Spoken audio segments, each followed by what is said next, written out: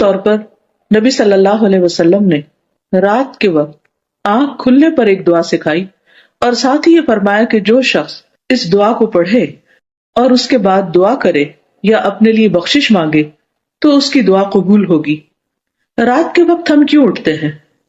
کسی نہ کسی فکر یا پریشانی کی وجہ سے۔